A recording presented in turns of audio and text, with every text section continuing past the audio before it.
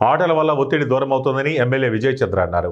పార్వతీపురం మన్యం జిల్లా కేంద్రం ప్రభుత్వ జూనియర్ కళాశాల మైదానంలో హ్యాపీ సండే కార్యక్రమాన్ని ఆయన ప్రారంభించారు. వారంలో ఒకరోజు ఆటలకు కేటాయించి ఒత్తిడిని దూరం చేయాలన్న ఉద్దేశంతో హ్యాపీ సండే కార్యక్రమాన్ని కూటమి ప్రభుత్వం రూపొందించిందని ఎమ్మెల్యే వివరించారు.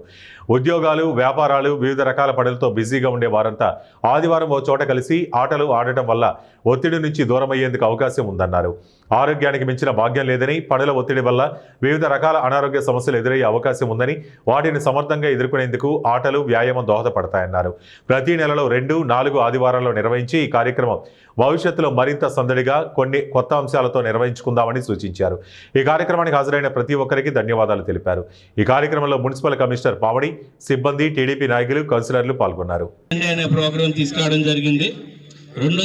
రెండో ఆదివారం అలాగే 4వ ఆదివారం మీ అందరితో పాటు ఒక్క ఫర్ చేంజ్ మన రెగ్యులర్ బిజీ లైఫ్లో చాలా బిజినెస్కి వెళ్ళిపోతాం, ఉద్యోగాలకు వెళ్ళిపోతాం, అన్నీ మర్చిపోయి ఒక ఆదివారాన్ని మీరు కూడా పిల్లల్లాగా అయిపోయి ఒక హ్యాపీనెస్ని తీసుకురావాలనే ఉద్దేశంలోనే ప్రభుత్వం ఒక మంచి ప్రోగ్రాన్ని డిజైన్ చేసింది.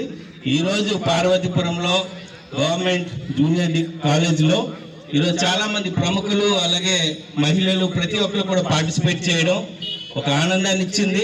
అలాగే మళ్ళీ 4వ ఆదివారం ఖచ్చితంగా మనం ఇదే ప్రోగ్రాం ఇంకో విధంగా చేద్దాం.